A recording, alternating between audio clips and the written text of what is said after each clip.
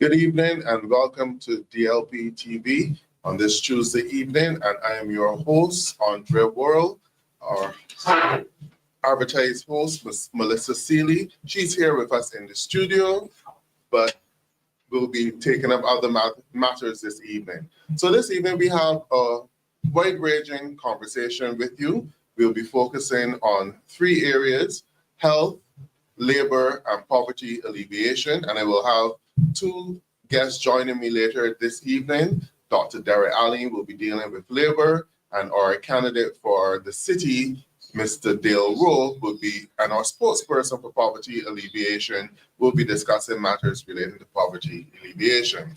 So I invite you to like and share the page, and also we welcome your comments for our show this evening. Coming out of the recent by-election, we are definitely happy that we have an opportunity to utilize the DLP TV, and we are doing it in this format this evening, and we'll continue to utilize DLP TV because during the election period, it gave us an opportunity to get out our message, and we'll continue to use it to get out our message, the message of the Democratic Labour Party, and to keep engaging with the public, as there are a number of hot button issues which we need to discuss. As the spokesperson for health this evening, I want to have a conversation with you with regard to healthcare in Barbados, and the fact that healthcare in Barbados is really at a crisis stage for many Barbadians. We have discussed this several times. We raised the issue on the campaign trail. We were raising the issues before, and yet Barbadians complain about their encounters in accident and emergency at the Queen Elizabeth Hospital, in the polyclinic setting. And even recently, you would have seen a video going viral this weekend with regard to issues in the geriatric hospital. I wouldn't discuss all of the details of that video, but it definitely brings the question to bear in Barbados that we do have a lot of issues in our healthcare sector. And yet still we are not hearing from the Minister of Health, the most honorable Senator Jerome Walcott, Dr. Jerome Walcott, and the Junior Minister of Health, Davison Ishmael, the representative for St. Michael North. We don't hear much from them in terms of addressing these issues. It's almost as though the Barbados Labour Party, they have a robust propaganda machinery when it comes to issues facing the Democratic Labour Party, but when it comes to addressing issues within healthcare or problems affecting Barbadians or issues showing their poor management, their propaganda machinery almost goes silent, and media houses in Barbados follow suit and go silent as well, and not necessarily take on board these issues raised by Barbadians. Even though you will hear persons coming on programs such as Brass Tacks on a daily basis, or tell it, well, you don't have Tell It Like It Is, but the call-in show on CBC, and you will hear persons talking on the bus in the community. When you go house to house canvassing, you hear their concerns, but it does not seem to resonate with the Barbados Labour Party and their media team or the journalists to raise these as issues. But with the Democratic Labour Party, we recognize that these are things that matter and concern Barbadians. And that is why we intend to raise these issues and keep them on the front burner for Barbadians because they need to be addressed.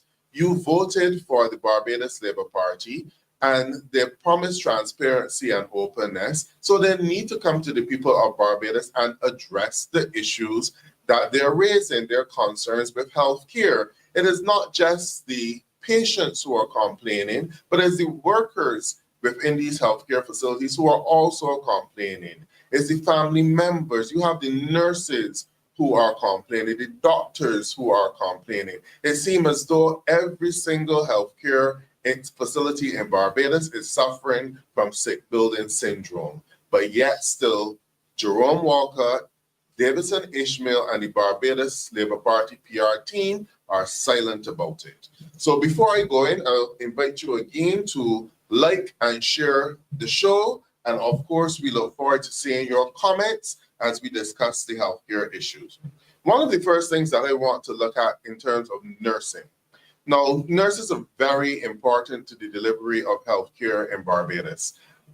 Over the last few years, we've had a series of shortages of nurses. We brought nurses from Cuba, which would have assisted us during the COVID crisis. We then had a first set of nurses from Ghana, and now we have a second set of nurses from Ghana. I want to remind Barbadians that during the completion of the estimates debate at the end of the estimates debate for 2025-2026, the government of Barbados laid a supplementary for the financial year 2024-2025, which included over $30 million towards the recruitment of nurses from Ghana. Now, we appreciate and we all welcome the assistance of the nurses from Ghana. But one of the concerns that is being raised locally, especially by nurses in Barbados and persons who encounter some of these nurses in the hospital, would be the level of training. This is a serious issue that needs to be discussed, because even though the government spent over $30 million to recruit nurses, a delegation from Barbados, including representatives from the Queen Elizabeth Hospital HR department, left Barbados, traveled to Ghana. We now have the former executive chairman of the QEH, who is resident in Ghana, as I believe she is our ambassador to Ghana. All of these would have been part of the recruitment process. And if you're doing such a recruitment, we imagine that you vet the nurses, you look at their qualifications, you look to make sure that they have the appropriate certification and pass the boards, and that they have the requisite skill and training necessary to be able to complete and do the job here in Barbados. I think that many Barbadians will be surprised to know that we do have an issue with some of those nurses. I think that the number may even be in the region of, I wouldn't give a number, I'll leave that to the Minister of Health to come give a number. If he gives the wrong number, I would give the number which I was told, that a few of those nurses are not necessarily qualified as nurses, but because they are here in Barbados, you will see them going around the hospital with little charts, doing jobs which are not necessarily the jobs of nurses, because they're not qualified as nurses. Now, this information is not coming from busybodies. This information is coming from persons who work within the healthcare sector, patients within the healthcare sector who recognize these things and would have asked the question. So I think the Ministry of Health, the Queen Elizabeth Hospital, has no shortage of communication consultants, because you hear the communication consultant more often than you hear anyone else referring to matters at the Queen Elizabeth Hospital. They need to come to Barbados to let us know, are there issues with the qualification of some of the nurses here in Barbados who are supposed to be here as registered nurses, but after further examination of their skill sets and qualifications, you recognize that they're not registered nurses, probably, and some of them are nurses' assistants, are not necessarily trained to complete the jobs which they're doing. And I am certain that I am not alone on this. And with your comments, you can tell me if you have encountered anything of the sort in work, having visited the hospital, because some of them work in the outpatient clinics, they work in accident and emergency, they may be on the wards, they work with dialysis. So Barbadians would have a number of opportunities to encounter these nurses. What I am being told is that a number of these nurses do not have the training necessary, but because they're here in Barbados and their expenses have been paid to cover their passage here, and they stay here for the duration of the contract, the government of Barbados and the hospital now have to find tasks suitable to their skill set that they can do.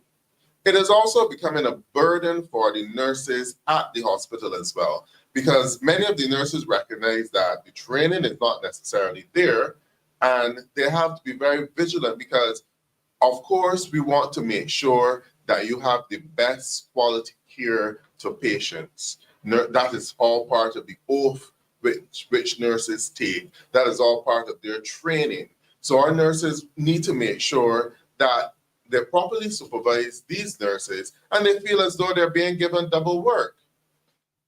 One of the areas of discrepancy as well with these nurses from Ghana, they're obviously getting more money because of the allowances, and they're given a housing allowance, and they're paid at a higher rate than the nurses here in Barbados. That is also an issue. Now, you've spent over $30 million to recruit nurses from Ghana, and our nurses who have to work with them are not just working alongside them, but have to end up supervising them or going over the work which they're doing. But yet, still, they're not paid at the same rate. Now, these are things that need to be addressed, and these are things that need to be dealt with. So I'm hoping that we would hear something from the Minister of Health and from the Queen Elizabeth Hospital on these matters. Going further with the nurses training and the nurses from Ghana. Now, we have issues with nurses generally in Barbados. It's my understanding that you need to take proper care of your nurses. Many of you would have seen nurses at the hospital wearing scrubs, where once before we would have seen the nurses wearing uniforms. No, this is a government of bounty. This is a government that wants to give you the impression that all is well. This is a government or a communication consultant at the Queen Elizabeth Hospital and a new CEO that wants to give you the impression that all is well and all of the necessary things to be done at the Queen Elizabeth Hospital are being taken care of. Would you be surprised to hear that for over 10 years, the nurses at the Queen Elizabeth Hospital were not paid their uniform allowance? And that explains why you are not seeing the nurses wearing the appropriate uniform, and you are seeing nurses wearing scrubs. And those who were paid the uniform allowance, in some cases, were not given the full allowance. Now, the nurses at the other healthcare institutions, at the psychiatric hospital and the geriatric hospital, they got their allowance, and you will see them wearing the necessary uniforms. But why is it that the nurses at the primary healthcare institution in Barbados, the one which we all have to go to if there's an issue, are being treated so poorly and not having access to a uniform allowance which they deserve, which they are entitled to for over 10 years? And this is a government of bounty, and they don't see it fit to rectify this situation, to give the nurses their allowance. Now, when you go to the hospital, it causes concern for a number of patients, because you see the doctors wearing scrubs, the orderlies wearing scrubs, the nurses wearing scrubs, and I think too that the maids may also be wearing scrubs. So you can't tell who is who. When you go to a healthcare facility in any other place, there's an order in which you can tell who's a doctor, who's a nurse, who's an orderly, and who may be an outpatient or who may be a patient. That is simply done by having uniforms for the nurses. If it is that you have a convention for allowed, because we came up in a time where the nurses wore a white uniform, the registered nurses had a green band, the aides had a purple band, and the sisters had a blue band, so that you would know who was a nurse, who was a nurse's assistant, and who was the sister or the person in charge of the ward or the clinic. If you now go to an environment where you're not paying the uniform allowance but persons still need to wear something to work, and they choose to buy scrubs, you have no control over what color scrubs an individual buy. So if you go to any hospital, you will see the junior doctors wear a particular color scrub. The surgeons wear another color scrub. The attendants are in our case, the registrars or consultants would wear a different color scrub so that you can identify the difference between the different grades of workers. But if you have a free-for-all system where you just go and buy what scrub is available, it creates chaos and it creates confusion. Can we not have a better organized system at the Queen Elizabeth Hospital where, first of all, you start by paying the nurses their allowances so that they will buy, and with that allowance you stipulate what type of uniform they will buy, the allowance for shoes as well. You stipulate what type of shoes they will buy so that you will have some order in the hospital so that as patients go through, they can tell who's a nurse, who's a doctor, who's an orderly, who's a maid. These are things that need to be done. So the problems at the Queen Elizabeth Hospital, it is not just in terms of the delivery of service, but it's also the service in which the persons who have to deliver that service operate under. So it seems as though management at the Queen Elizabeth Hospital seems to be the bigger issue. And I come to management because it is not just an issue about the uniforms which the nurses are wearing or the fact that they're not being paid their allowances. The issue goes down to the accident and emergency department and the ambulance personnel as well, because there are due allowances that they're not getting as well. It's a management problem, an HR problem, and the way that you treat your staff and how they feel.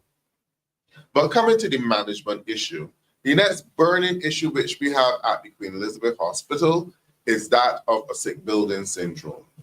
For a number of weeks, I was told during the St. James North by-election that one of the main surgical wards of the Queen Elizabeth Hospital was actually closed for cleaning out the air conditioning unit. Can the hospital not do these things a little bit better? You would have heard the notice a few weeks ago that the hospital was closed and was only doing emergency surgeries. So persons who had appointments for surgeries, and you don't get these appointments in a week.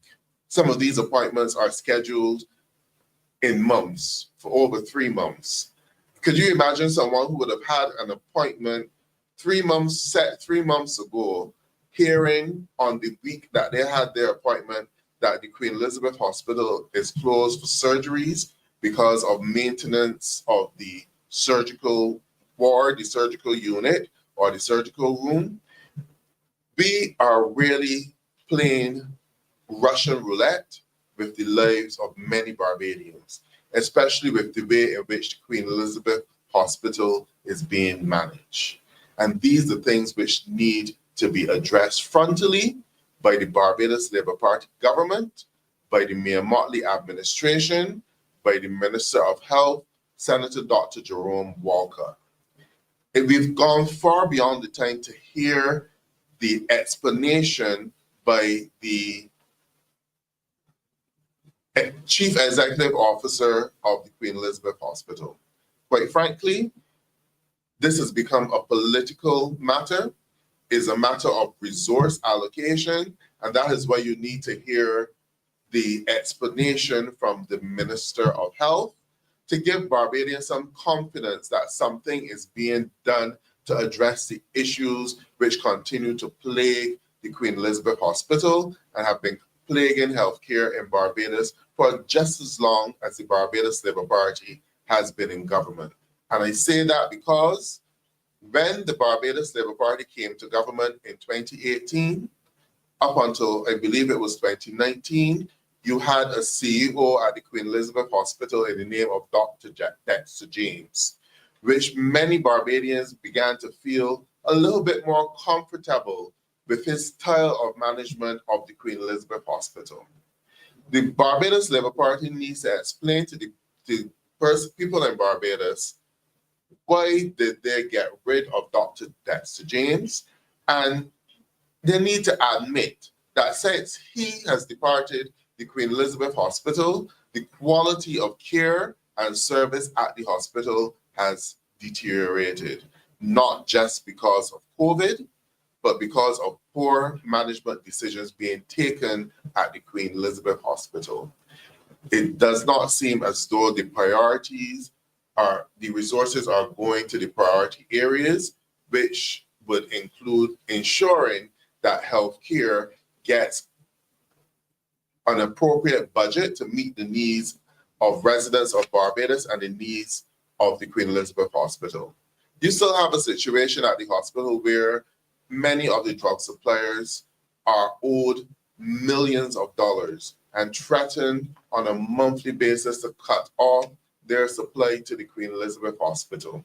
You still have a situation at the Queen Elizabeth Hospital where many labs cannot operate because they don't have the reagents, where many patients go to the dispensary, the medication is not there, and they're told that they have to come back or they have to go back to their doctor to get a prescription written for medication which is in stock. You still have a situation at the hospital when persons are admitted for treatment that they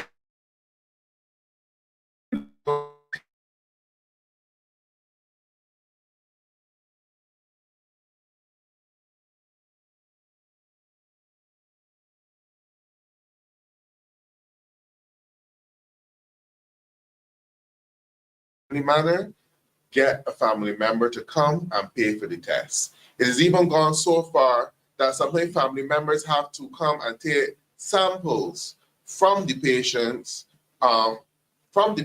and take them to the various laboratories across Barbados for them to be tested, and then the results will go back to the Queen Elizabeth Hospital.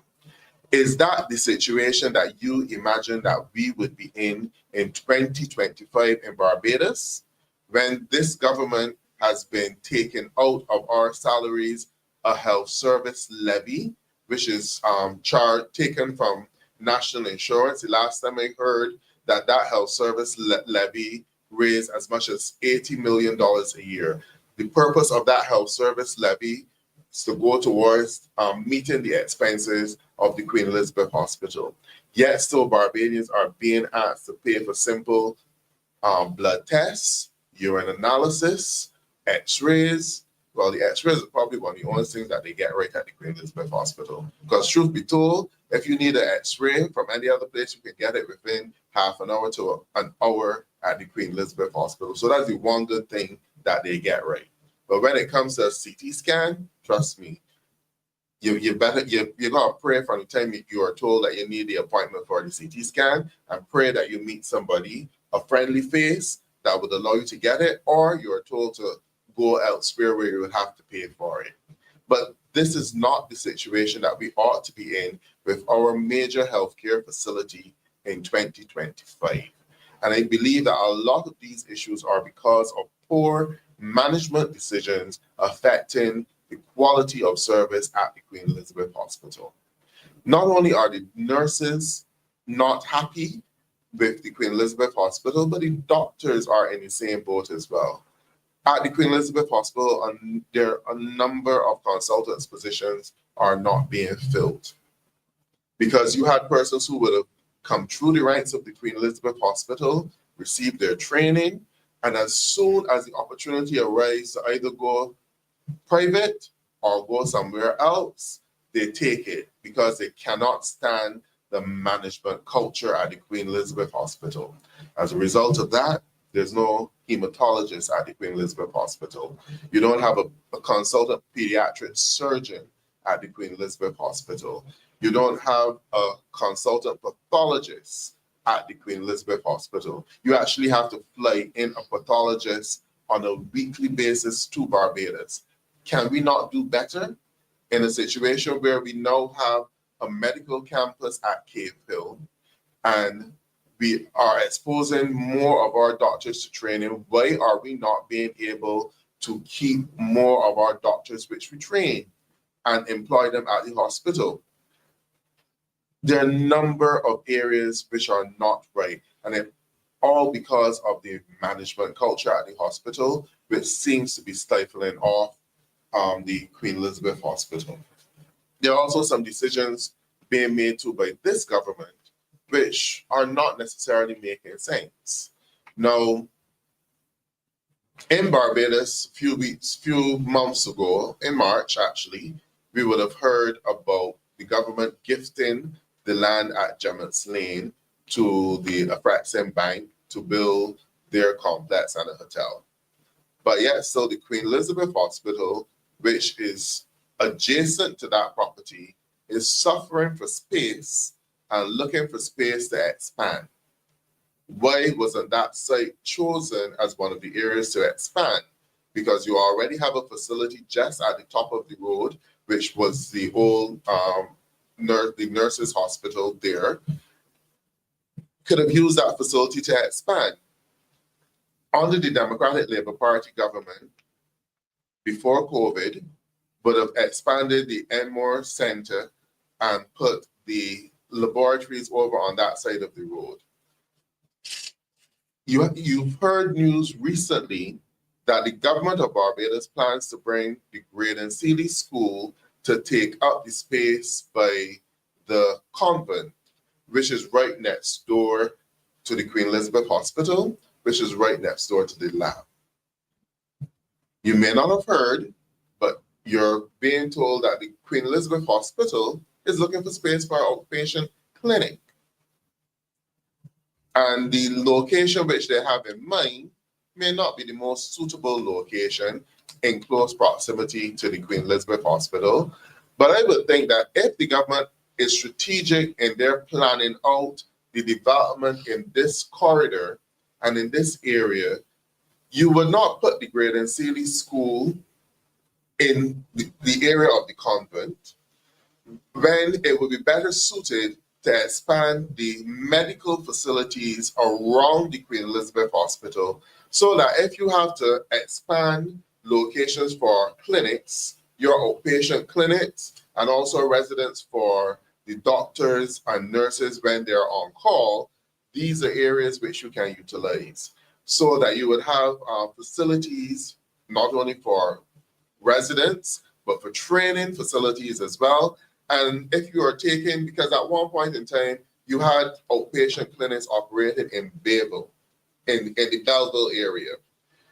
All of these things would be better suited in close proximity to the Queen Elizabeth Hospital, so that one, it would be easier to transport patients from the outpatient clinics back to the hospital if they need emergency care.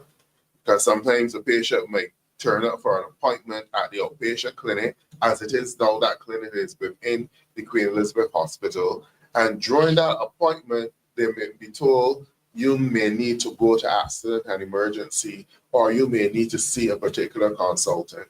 If that clinic is at a distance from the Queen Elizabeth Hospital, it means that you either have to get an ambulance to take you back to the hospital, or you have to get a taxi. Or if it is within walking distance, you can have a situation where the consultant may be able to easily visit the patient at the outpatient clinic, treat them, diagnose the problem, determine whether or not they need to be admitted to the ward, or if they're okay to go back home. But if you are putting medical facilities all over the place without any logic or thought behind it, or any strategy, you're only creating chaos. So again, these are issues that points to poor management, poor decision-making, and a lack of a strategic focus and direction as to how you are going to properly manage and deliver healthcare in Barbados. These are things that the CEO or the communication consultant at the Queen Elizabeth Hospital may not be best placed to address these issues. These are decisions that are made, policy decisions that are made by cabinet, and therefore the Minister of Health or the Junior Minister of Health need to come to Barbados and to Barbadians and address these issues.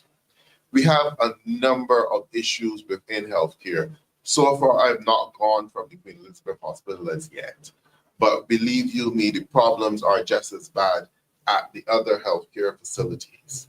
At every single healthcare facility in Barbados, there is a sick building syndrome. There's a risk of infection. You have at the geriatric hospital, there are issues there. I am not going to discuss what was shown on the video. I believe that the government should have the opportunity to investigate it and come to Barbadians and tell them whether or not what was reported in that video is correct, is accurate, or if the information is indeed misguided. But my understanding is that a number of those issues, you have the government has taken the decision to build a new geriatric hospital in the Waterford area, which for many Barbadians is problematic because for years you were told that you were not able to build on that location and that it would affect the water quality.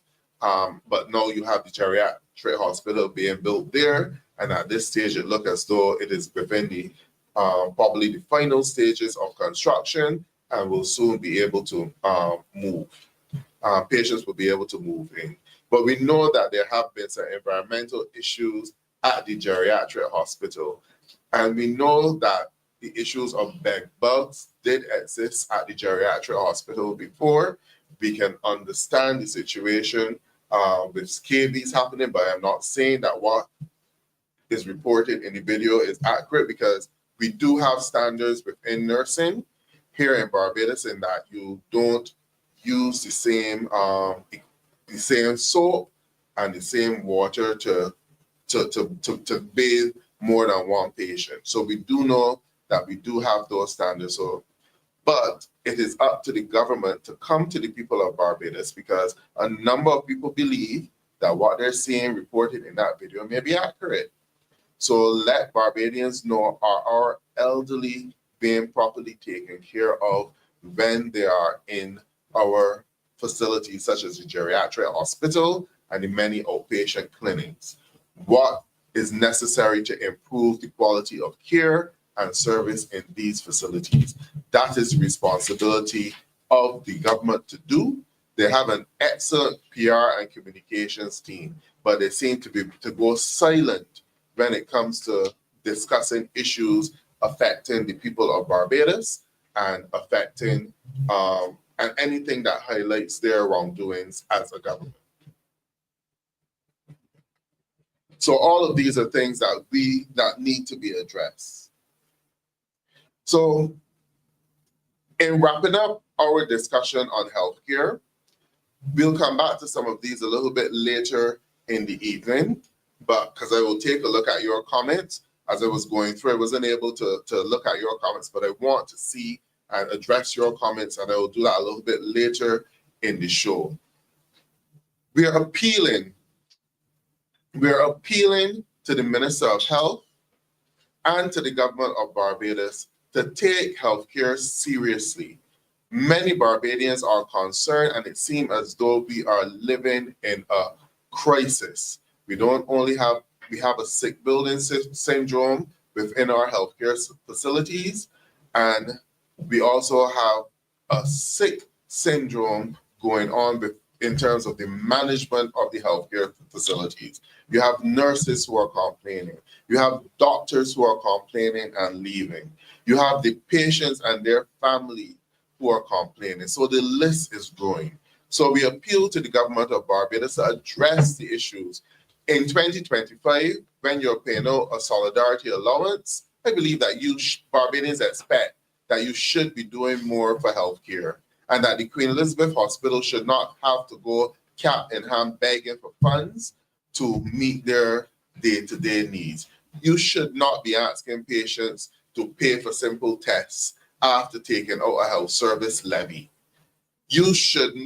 Our nurses should not have to go looking behind nurses who came into Barbados with the expectation that they are trained, and then to find out that these nurses are paid at a higher rate than the nurses here in Barbados. Nurses at the Queen Elizabeth Hospital should not been begging for a uniform allowance for over 7 years.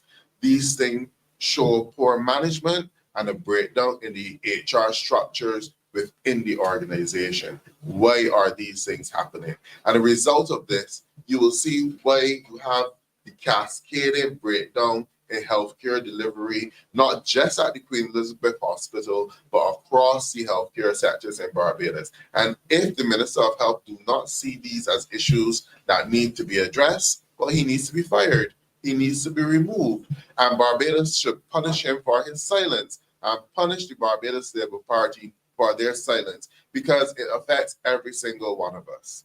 So I thank you for hearing me on these issues regarding healthcare in Barbados. And for that discussion, I promise that I will come back later in the show to deal with your comments, any comments that you would have had with regard to healthcare delivery in Barbados.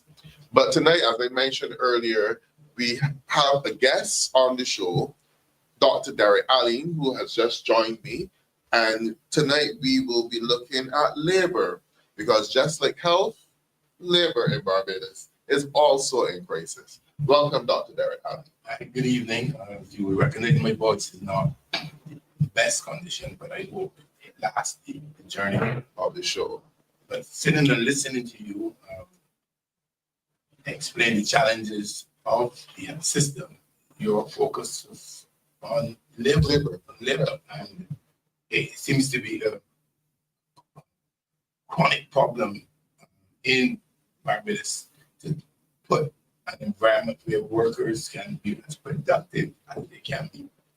The government has always been creating this impression that they're building a more productive workforce. Mm-hmm. But when you examine the evidence, they fall short very often. I was reading the World Economic and Social Outlook for 2025 yesterday, and it reported that economic recovery was slow. Mm-hmm.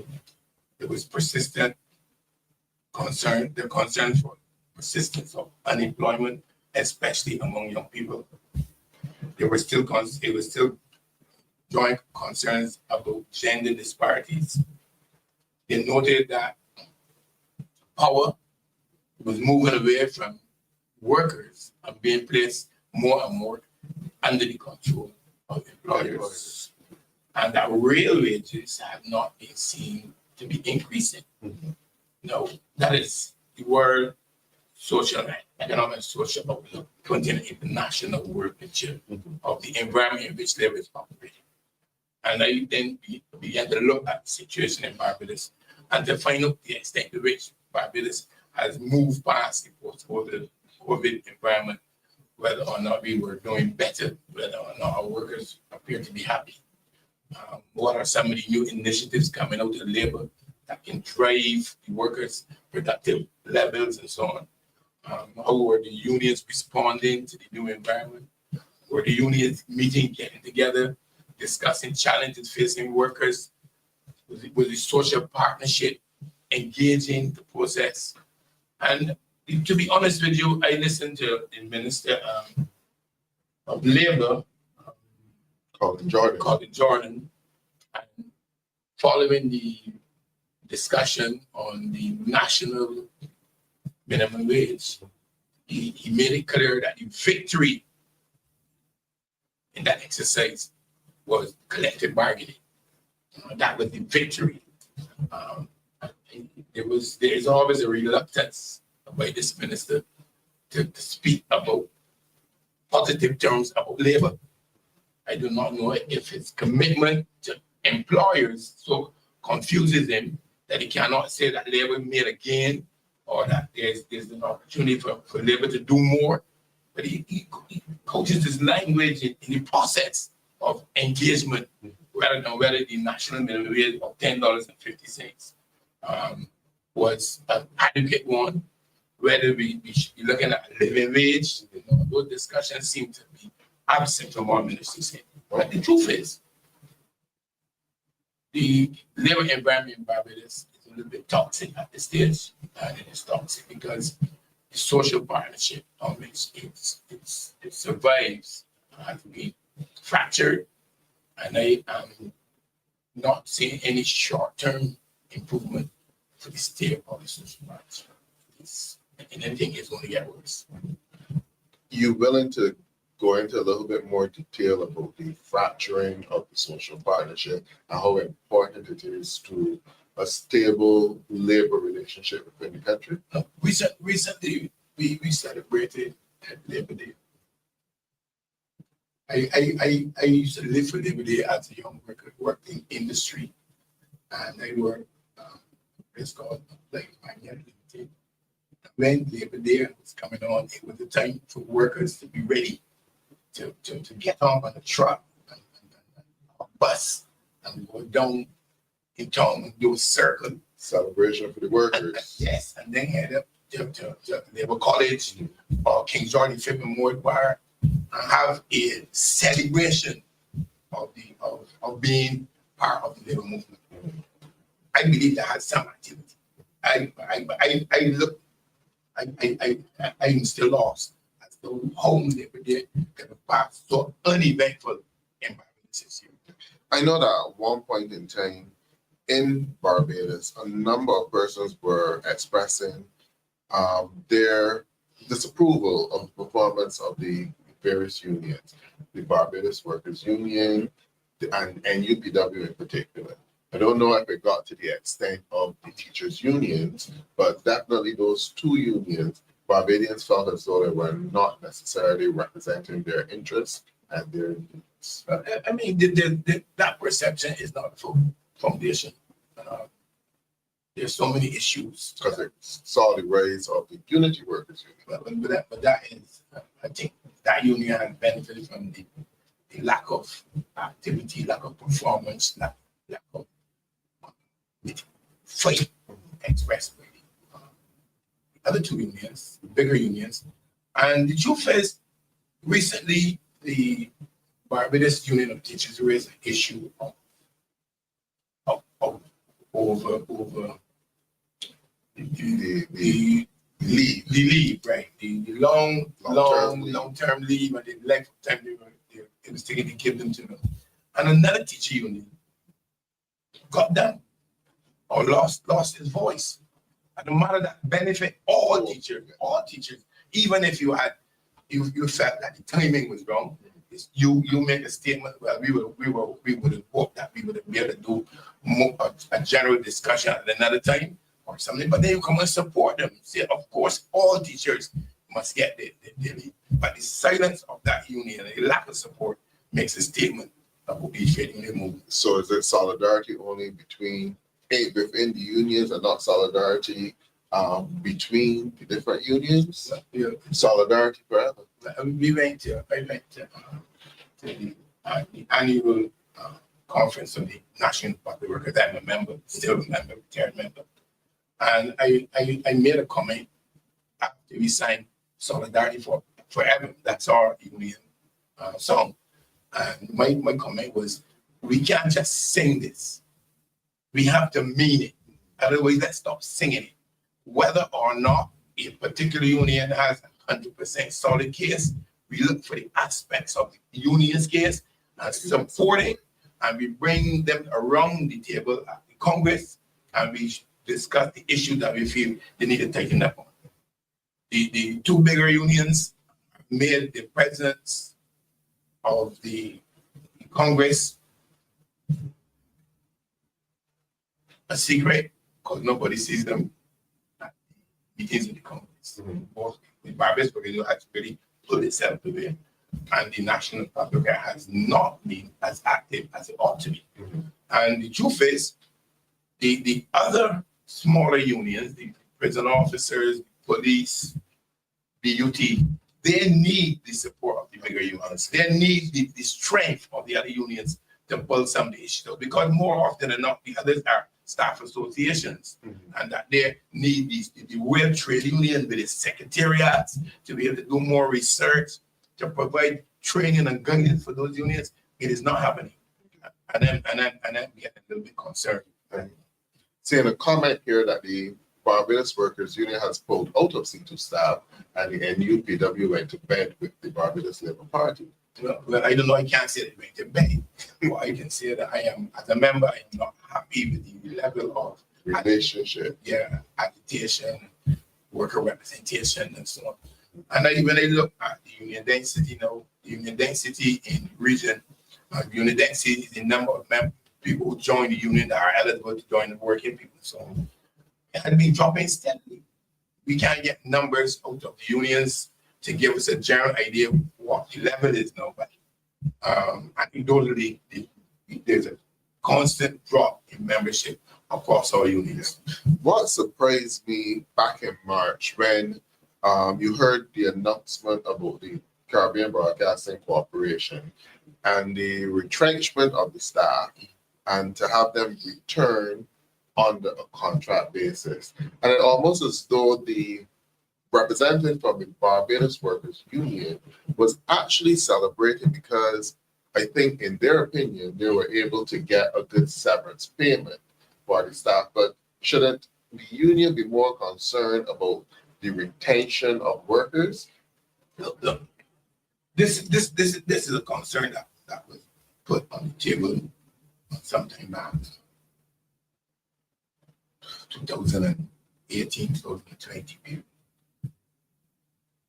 Once before a public officer or a statutory board would retrench workers. So the National Housing, Single Workers, and the Pension Act would cover what pension entitlements there are and so on. There would be an arrangement with the National Insurance to make sure that the several service entitlements are provided.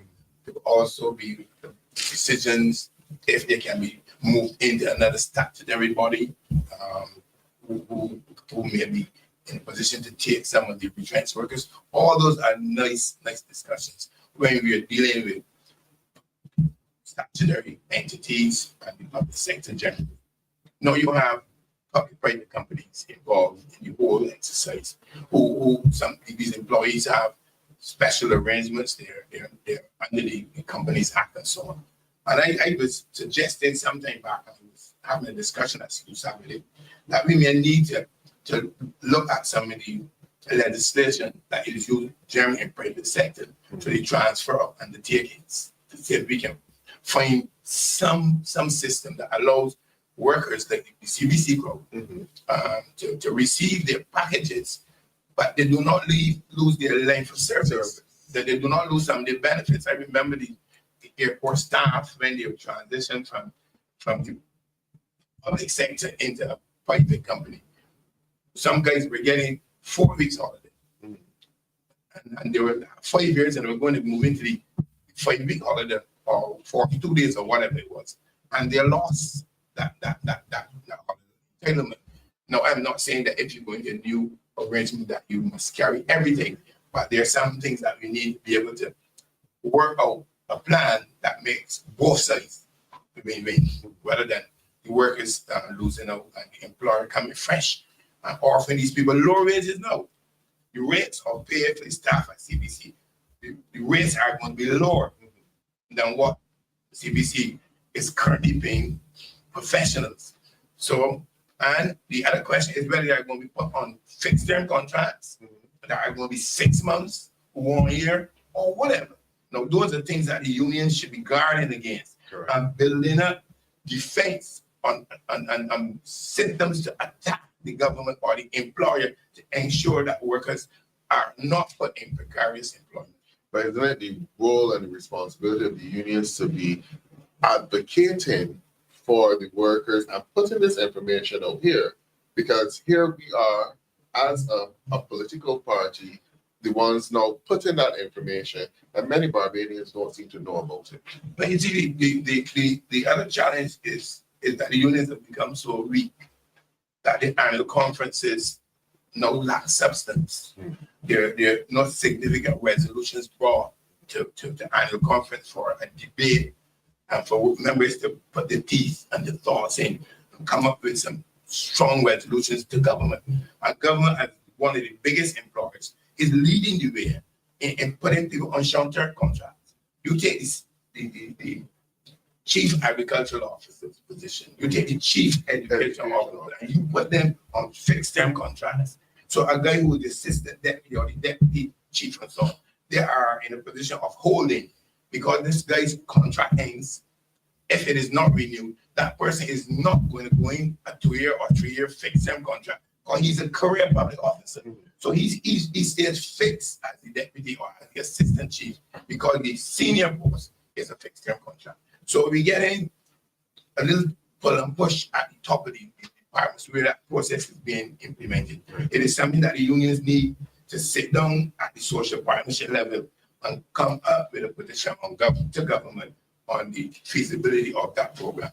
It was tried in Jamaica, it was tried in New Zealand, it was tried in Australia, and they all abandoned that process because it leaves public officers to leave the service long before they even reach a level of pay.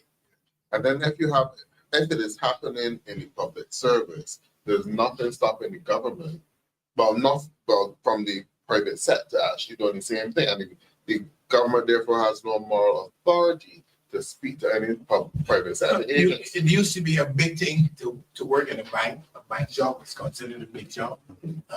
Young people would leave school and want to get into the bank in secure employment with good benefits. It is no longer so. You go into the bank and you go on at an office, you get a 6-month contract. Yeah, you get a 6-month contract, and at the end of 6 months, you got to renew it. Now, the challenge with these fixed-term, short fixed-term contracts is that you can't go to the credit union and still borrow money. Correct. You can't get a mortgage. You can get a mortgage when your employment is really temporary.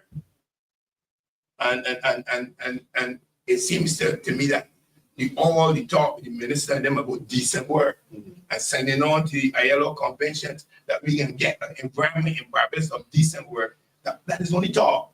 The first thing is to try to give people contracts that allow them to build a career, to build connections, to develop skills that help them to move across the public service from department to department, to move through the system without hindrances that stop them from being known as a top public servant. Let me just read this here for you.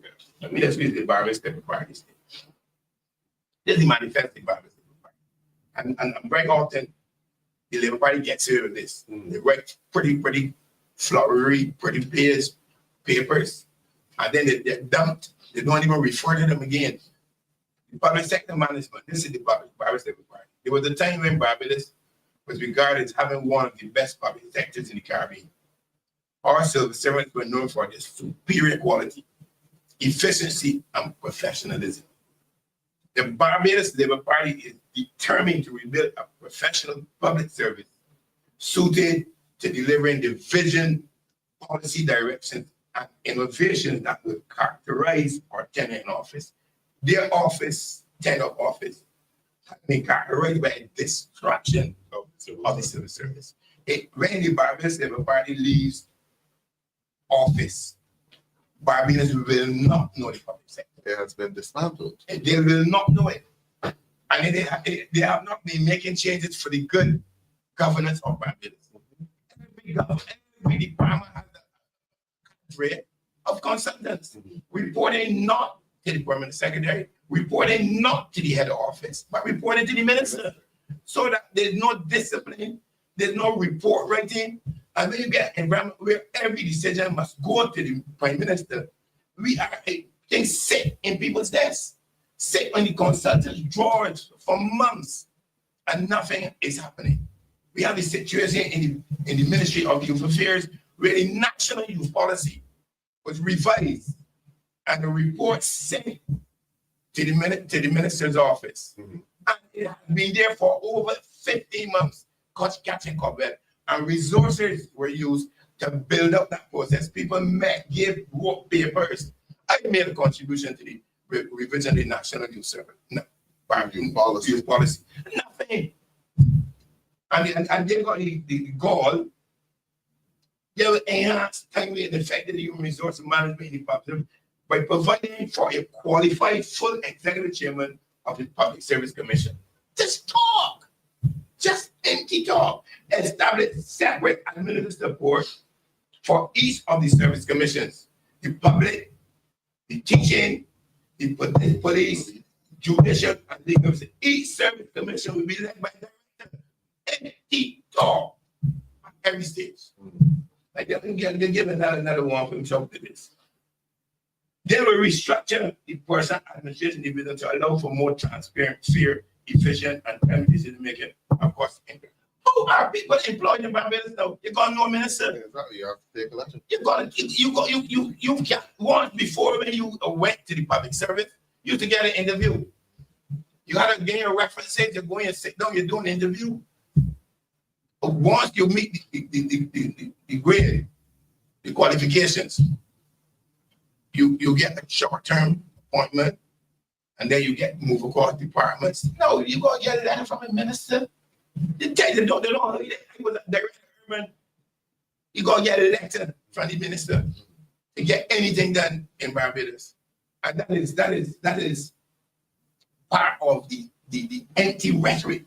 Establish a college for public service with an established education tertiary institution for the strategic retraining of our public service. That's the promise. Rather, the public service developed a management program that people like the current cabinet secretary, former chief town planner, though they attended it. In order to become a permanent secretary, you have to attend a management course at the University of the West Indies. Public sector management to be appointed as the permanent secretary. Out through the door that's gone. Out through the door. Out through the door. Now, with a view to improving the terms and conditions of public offices, including the police, fire officers, teachers, nurses, customs, and immigration officers. Where is the review? This is now 7 years. Where is the review? Introduce technical promotion grades across the civil service to allow for specialists to remain in technical streams rather than moving into administration. Where is the work? You got consultants falling over on their heads. Where is the work to develop these promises? And I listen, the most dominating about the emptiness of this government's interest in labor and building out the labor environment is the functioning of the employment tribunals. It has not functioned. 18 months. You got people who will be unfairly dismissed. Why has it been functioning? First, the minister, I think it was in March, could have been April, that the General Secretary Unity Trade Union asked the question about it. About this, when is the tribunal going to be hearing unfair dismissal cases again?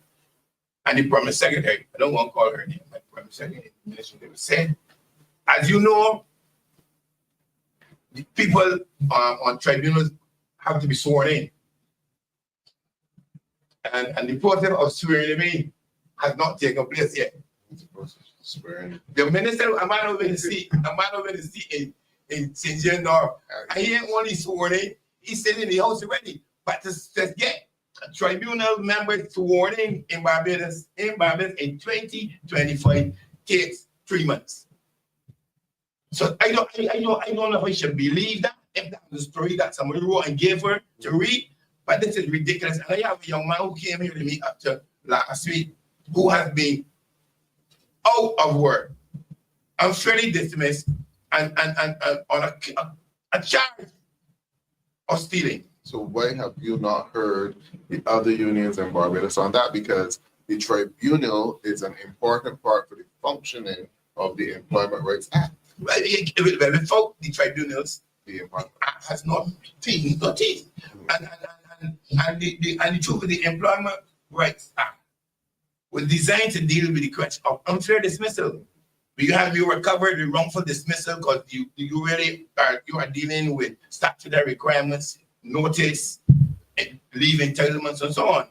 But if you are unfairly dismissed, the tribunal will meet, adjudicate, and make a decision about whether it was unfair or if it was fair.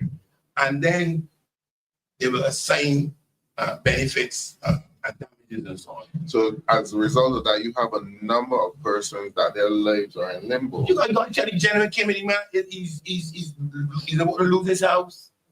You know, and the evidence clearly points to unfair dismissal, but he cannot get a hearing. And who benefits in all of this? The employer. The employer. The employer. Know who the employer is? Government. Employers, yeah, in this case, this young man that can't hear this to me. But there's another issue here that we, as the political party, have to put some heat under the trade unions and so on. The Safety and Health at Work Act mandates that safety and health committees be established in all working environments. Correct.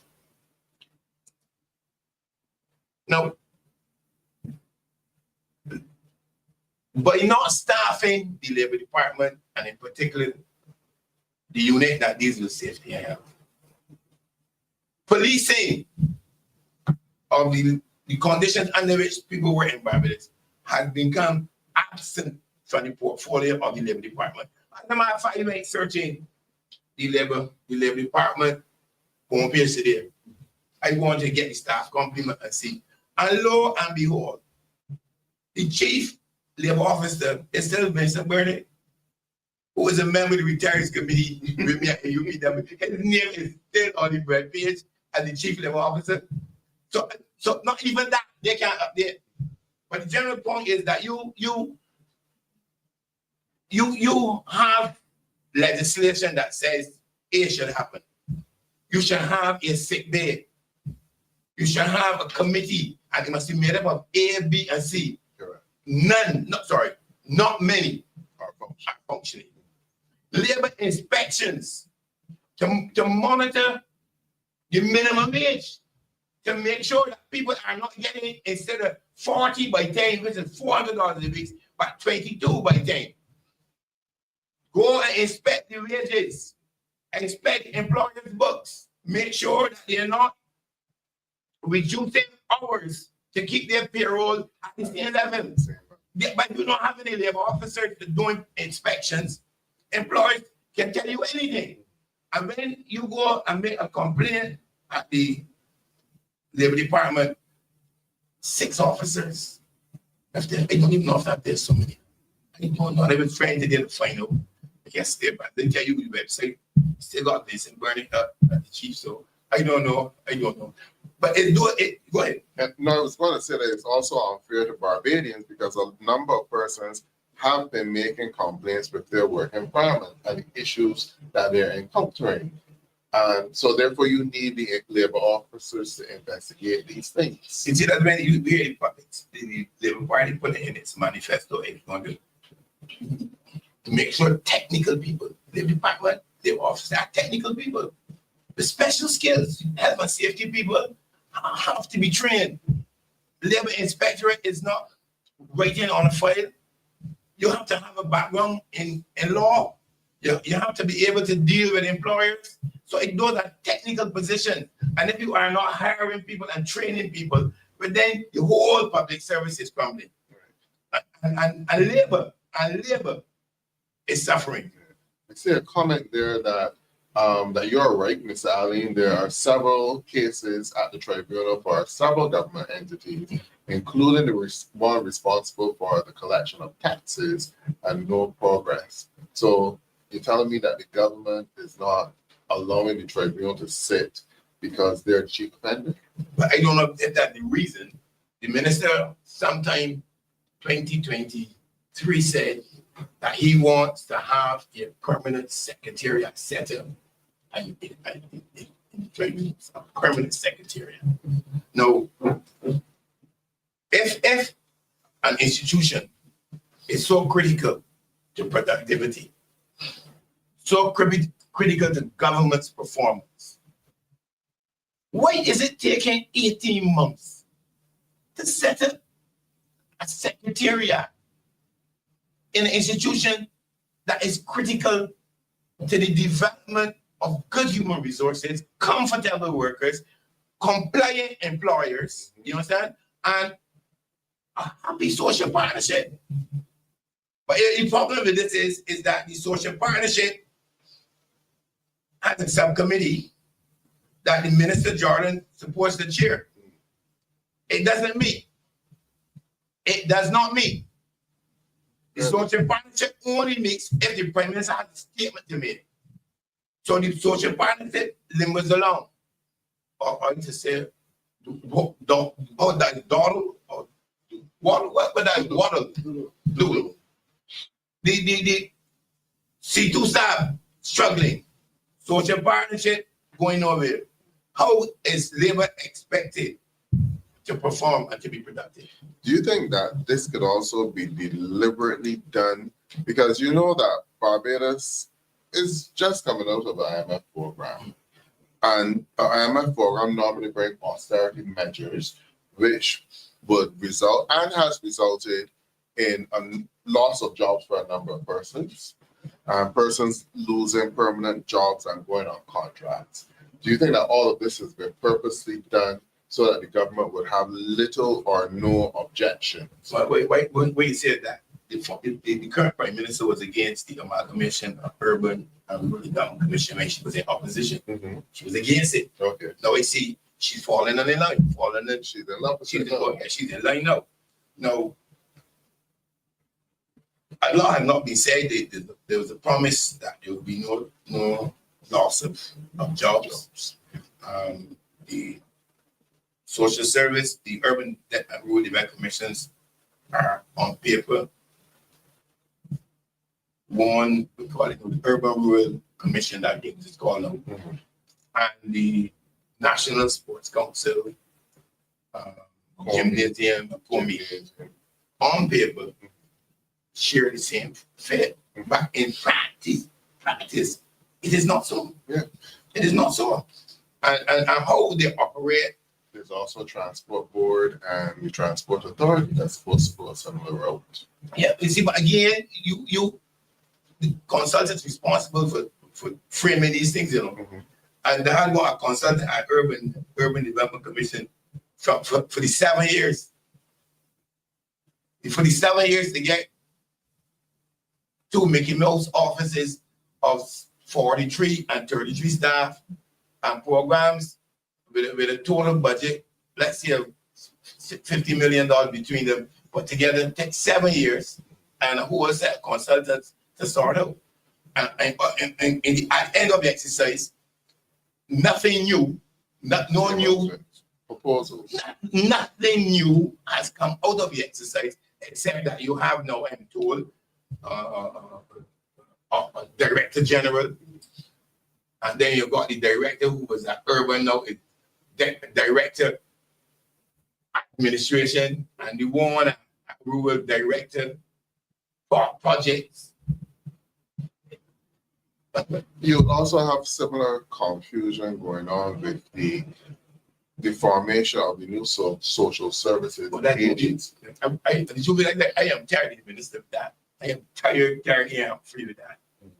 Because he has been, for the last 4 years, been talking about this universal card. And this card is going to bring all the services together on the one umbrella. But that's rubbish. That is total rubbish. All the universal card will do is make it easier for the government to track who is getting what. That's all the universal card is doing. It's not going to add any quality. It's not going to provide poverty alleviation no more money. The problem is social care in Barbados. It's a lack of resources. Not in the card. And the minister continues to spoke that rhetoric. And though it makes him sound good and big, it is foolishness. Absolute foolishness. You see the ID card? The new ID card was to do a million things. I can operate off my old ID card.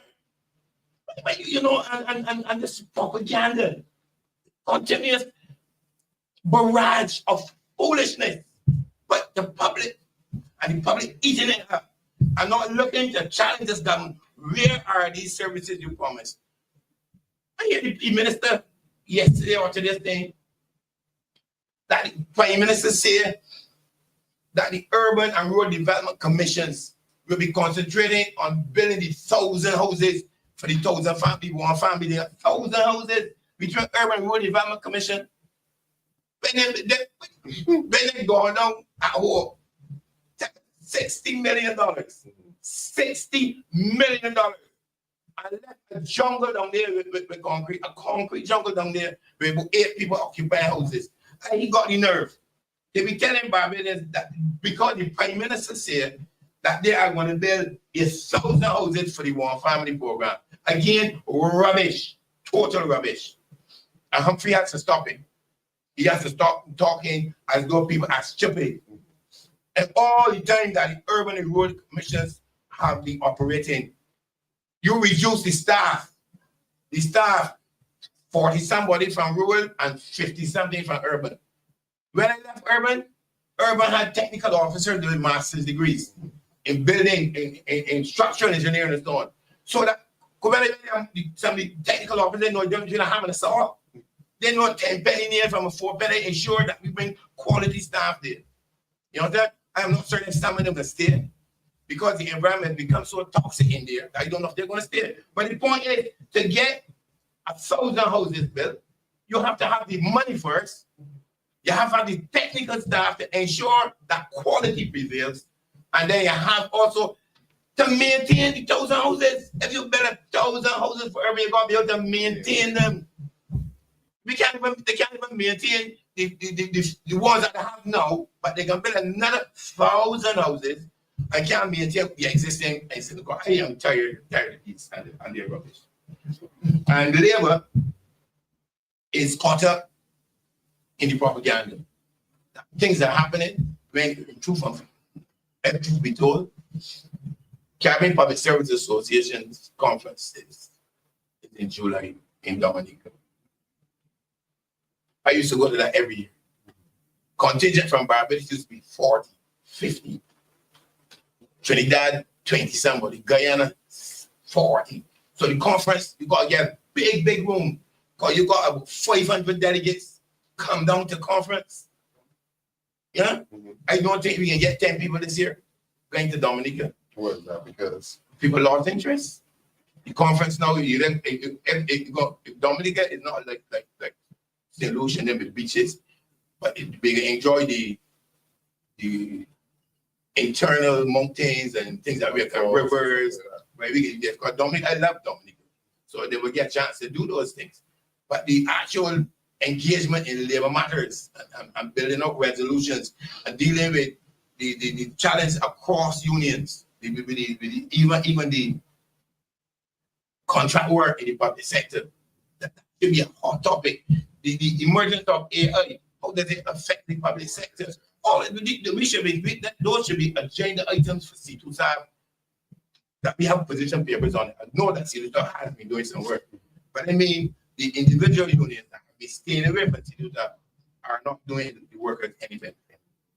So do you think the labor issues and the problems that we're seeing with the union, based on what you just said about the conference in Dominica, is it a regional problem or is it just a problem here in Barbados? But I think the unions internationally have been under some pressure. We must accept that. Because the dynamics in the capital markets have changed. Right. And the World Economic and Social has said we've been finding more precarious work with people that get shorter contracts, people not getting contracts. Economy, right? Big economy. Right. And that places pressure on unions, but unions gotta be creative. Right? You can't lay down. You can't lay down. You got to get more militant. You understand? Every little issue that makes the union. And I'm not putting the plug for the Unity Trade Union, but I'm saying that trade union's membership would have increased because even if can't get something done, he raises it, he puts it in the public space so that the public is aware of it. You understand? So if the bigger unions will start concentrating on putting those issues in the public space, then of course workers will feel you can trust them. Correct. And without that agitation, without that information sharing and so on, the unions in Barbados will continue to struggle, and so too will Labour. We also got to get the social partnership to meet. Otherwise, let me just call it a day and stop walking boat, giving the impression that we got social partnership, when all it does is provide opportunity for Prime Minister to come and give a mandate rather than a discussion on issues. Because I think the social partnership, based on how it was constructed, but also take into consideration the cost of living. Everything. Right. Social partnership, it is not labor or economic, anything. We used to discuss everything as social partnership. All the AI would have been a big issue for the employers and the workers and the government to sit down and look, see, what do we mean by artificial intelligence? What is it really going to do to the work environment? How soon will the impact begin? Will it begin to have a serious impact on our work programs and so on? Where are you? How can our workers employment trust meet an AI environment? Can we train our people to develop programs or models, right? To utilize those kind of discussions should be happening. In fact, let me ask, where is the next wave of employment opportunities going to come? Correct. Where? Tell me where. The government talk about a blue economy, a green economy. I was surprised that they had a yellow one too. Right? But when you really go back and ask questions about what's happened to the green economy, and you just stop a pen and ask for the story with sugar and with their solar. So the panel for the voltage. I know the company that was supplying $50 million, I know I get my numbers wrong. Okay. The Maskell, like Maskells and not hard, but you're talking about the one with solar energy, the merger of sugar cane and the credit co-op energy. What's becoming that? That was supposed to be the savior of the sugar industry. I have not heard a word for the last 7 or 8 months about it. And that brought they closed down in the midst of the sugar industry. They closed down the companies, right? Say that these employees were going to get shares, and this company was to come and take over the sugar industry, and we were going to get this merger, and they're going to be using the thing to burn gas, and we're going to get a new set of jobs, a lot of fancy talk and clever footwork, because like you said earlier, you have a government that, based on what you read, they don't keep their promises. You have a prime minister that does not keep her promise because she's running for a 3rd term. Like, but if anybody had believed that, we're going to be done with it. We never believed it. But let me even pick the fishery department did a lovely paper on the future of the fisheries division industry. I can't remember the guy that went home. A very, very brilliant guy, man. He used to be the deputy. I don't think he ever made the head of the department. And he came in, and I remember that he did going to work on that. And I read that document with some lovely ideas and so on. There's somebody's drawer. It is in somebody's drawer. If you go online, you will find it. A lovely document with some recommendations.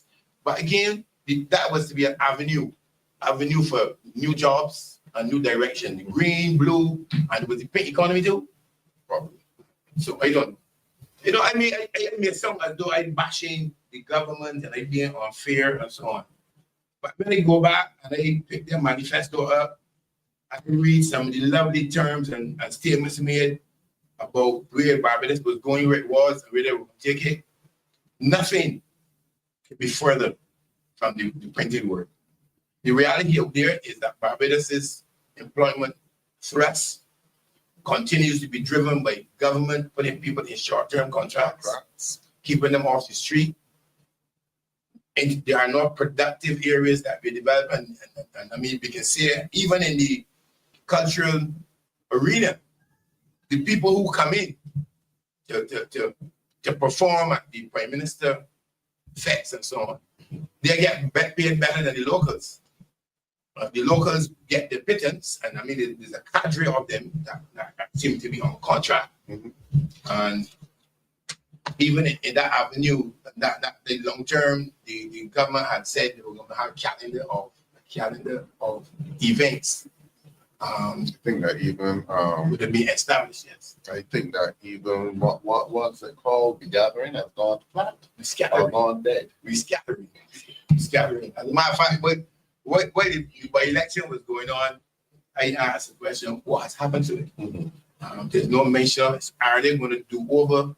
It's supposed to be St. John, no? Yes, it's in St. John. No, I'm from St. John. So are I they only going to know do the it over? church service. Are they going to do it over? So they can do it in 2 months. St. John says that all the focus was taken to the by-election and St. John did not get a fair deal. And I think too that it has also taken away from the parish independence committee activities, because normally this would be the parish month for St. John.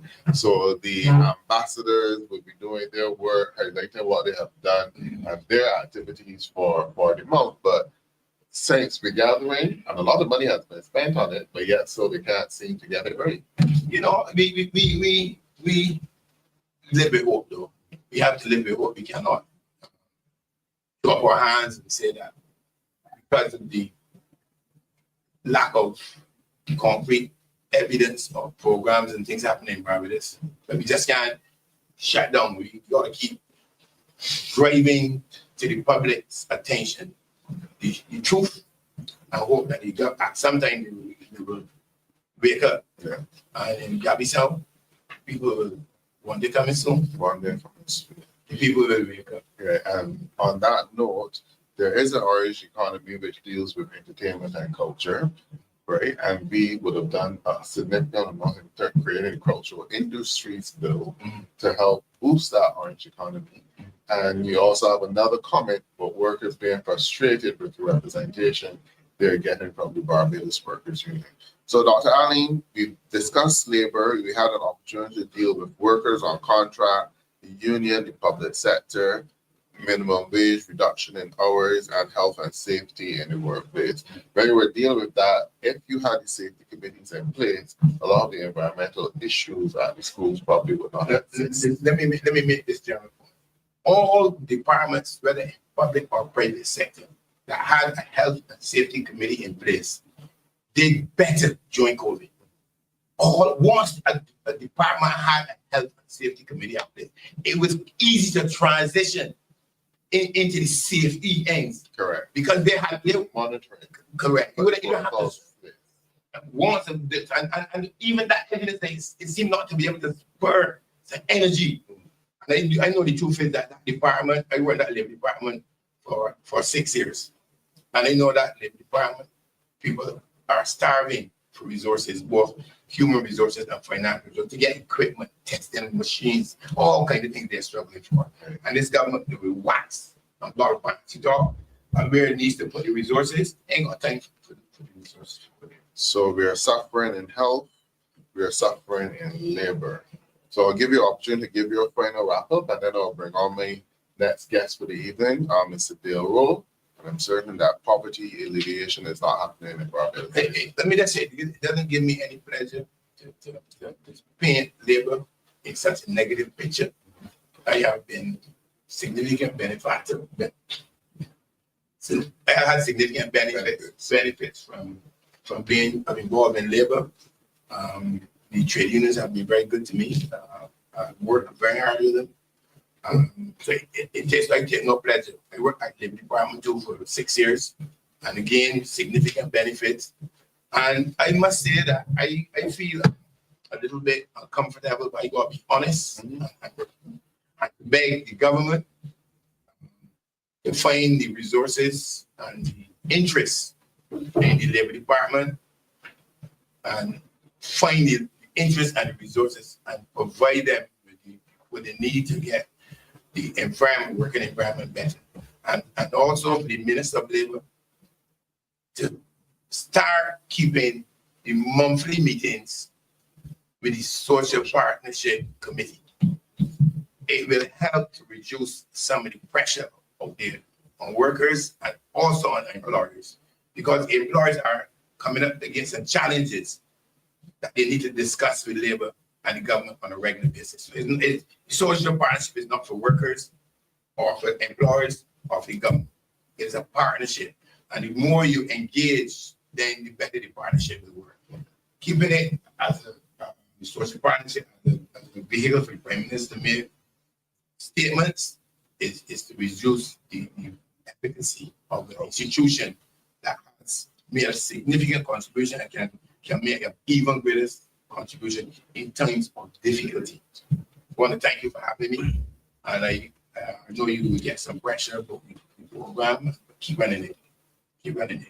If we get to 10 people, we get to about people. 10 is better than none. People will get information that they can spread. Little piece of information that comes from this table will get in the ears of some people. The Labour Party people who don't want to hear, but they hear. Because in the offices tomorrow, somebody can say, the DLP TV say, may God continue to bless them. Thank you very much, Dr. Alleyne, for your enlightening words on labor and the difficulties which the labor movement in Barbados is currently facing. So again, we have a Barbados Labour Party government not fulfilling their promises, and you have health in crisis, labor in crisis. And joining me this evening is my second guest for the night, our candidate for St. Michael for the city, Mr. Dale Rowe, and also our spokesperson on poverty alleviation. Good evening, Dale, and welcome to DLP TV. Good evening, Mr. Worrell. How are you? I am good, thanks. You had a good day canvassing? No canvassing today. Today was just a strategic planning day. Okay. Yeah, so we just put some minor preparations in place. Okay, and how is work going for you on the ground in the city constituency? Work is going good, but it is a sad space. When I say a sad space, it's because when I maneuver through the city, I see a high level of poverty, a high level of lack of opportunity, and a high level of needs and wants. So it's very hard to realize and to know that persons are living in these kind of conditions as we speak. Okay. But other than that, collecting data and all of that, pretty good so far. Now, you were recently announced as our spokesperson for poverty alleviation, and this came during one of our DLP TV sessions. Sorry, I think it was during the DLP TV fights where our political leader, Ralph Thorne, announced that you would be the new spokesperson for poverty alleviation. I think that it's a fitting portfolio for you because from watching you and the way how you operate, that is the center focus of what you would like to do. And I think it is one of the things that would have pushed you to explore politics as an avenue in which you can help persons. Tell me, from your assessment so far, you gave a little bit before, is enough happening in Barbados to alleviate poverty in 2025 for Barbados? No, please. The reason why I say no, when we look at Barbadians, don't care where you are, the city, St. George, St. Lucie, St. Michael, wherever you are, there are persons that working on minimum wage. So I'm grateful that the government moved the minimum wage to $10.50. However, I think that was a gimmick just to get votes or to gain support. The reason why I say that, when we look at minimum wage and the increase, which is the $10.50, if you work 3 days at $10.50 an hour, you're basically gonna work for $252. $252 in this day and age, you cannot support or maintain a household. 3 days of work. Example, let me break down this $252. A lot of these persons that are underemployed, they have to pay rent, which is at $175. They also have to use bus fare for the 3 days. So bus fare for 3 days is $21. And when you total that, you're looking at $196. $196 for $252, you're like about $56. So how can you, in this day and age, buy food or even send to school your children or even to nursery? how many nurseries we have, government nurseries that do we have, and what, how can you get access? Government nurseries, I don't think there are enough government nurseries in place. I think that is a big issue. I think that the government should then use some of the money from the gathering and actually create more government nurseries or more spaces to accommodate those young children. Because when you have to pay for the private nurseries, you're looking at $85 a month. I mean, a week, sorry. Used to be like $25 for the government nursery. And $25 for the government nurseries, and with the government nurseries, a lot of the persons that actually need this assistance can't get it, because the persons that run the government nurseries, they are giving those spaces to persons that making over $2,000 a month. Yeah, well, or in most cases, there are not enough spaces at the government. Correct, and also that there are not enough spaces. So I think that the government right now should look at nurseries, because that can then contribute to the high cost of living. Because, example, $85 a week for a private nursery, bus fare, and you're working 3 days a week, you cannot afford it. How are you going to afford food? So number one, we need to look at cost of living from an angle that the government really need to put some serious emphasis and focus on the cost of living. Because we can talk from now to next year. If we don't put systems or something in place to combat, what will happen? We will always have a high level of crime. Reason why I say we'll have a high level of crime, because when you look at the issues, we have housing, which is the issue. We still have pit toilets all over Barbados. And what are the systems in place to help those persons that still have pit toilets? People all over Barbados, I know today in 2025, still have pit toilets. You also have a situation where a far greater number of persons are actually squatting. And if you are squatting, you may not, you may have a pit toilet, or you may not have the necessary sanitary conveniences at your home. Correct. And then in the case of that, what are the provisions in place for those families that making low incomes? There's nothing. Let's say some of these persons that working on the minimum wage, which is $10.50 an hour, those persons working 5 days a week, kudos to them. But when you work 5 days a week at the same $8.50, you only equivalent $10.50, sorry, is $16.80. At the end of the month, you're making $16.80, and you have 2 children. Correct. So $16.80 is the minimum wage for 5 days at $10.50 an hour. Multiply by 4. Yeah, so $16.80. Correct. And then you deduct that bus fare. You got to deduct NAS first. Correct. Let me deduct the NAS. When we deduct the NAS, we then going to deduct bus fare. Okay. Because the first thing all working persons do is put aside money to get here To work. So let's say 3 buses per day, by 5 days, by 4 weeks, equivalent to $210. $210. Correct. Ready? And then let's say you're renting a room, because And those rates have gone up. $8.50 at minimum. Oh, great. Nice. So $8.50 a month, along with nursery. Let's say you have 1 baby at nursery, either 1-year-old or 2-year-old. Nursery fee $85 by 4 weeks. You're looking at $340. And then let's say you have to pay light, and for sure you got to pay Wi-Fi. So light, let me round it off at $100 a month. Let me round off Wi-Fi at $100 a month. That total is $1,600. You are already in deficit. So NIS is coming out, and we have not spoken about food. So the average household minimum per week, you're looking at between $200 to $300 a week in food. So how are these families in Barbados today surviving? Single mothers have 2 and 3 children. Single fathers have 2 and 3 children. There are people that appear together, husband and wife.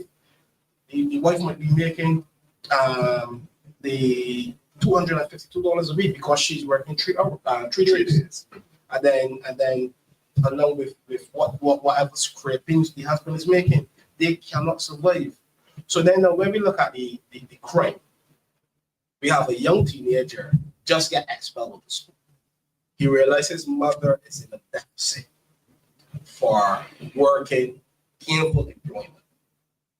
Teenager just got expelled at 15. And then he decides not to go and get employment. What do you think will happen in that scenario? Those young males prefer to go and rob, sell drugs, and get involved in a life of crime. Because when you look at real issues of today, minimum wage and high cost of living, forcing people into a life of crime. You know, so I know for a fact that we have a government that really and truly don't care about the well-being of persons. You can also look at it another way and saying that the high cost of living in this country is driving more persons into poverty based on what you explained there, because 1680 at one point in time would have been considered a decent monthly salary for a young person to be making 1680 a month at one point in time. But based on how you broke it down, when you're paying $210 for bus fare, $850 for rent and not a house or an apartment, because at one point in time, $850 a month was the rental rate for an apartment, probably a 1-bedroom apartment, and that came with utilities. Correct. So it is the high cost of living in this country that is possibly driving more persons into or closer to the poverty line. Correct. What can be done as a spokesperson for poverty alleviation? Can the government do more in addressing this high cost of living? Or is the government contributing to the high cost of living that we're currently seeing? Honestly, right? If the government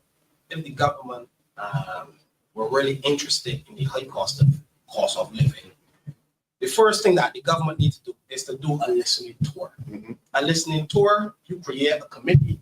And these committees go into the community and gather information as it relates to poverty. Or there are different levels of poverty.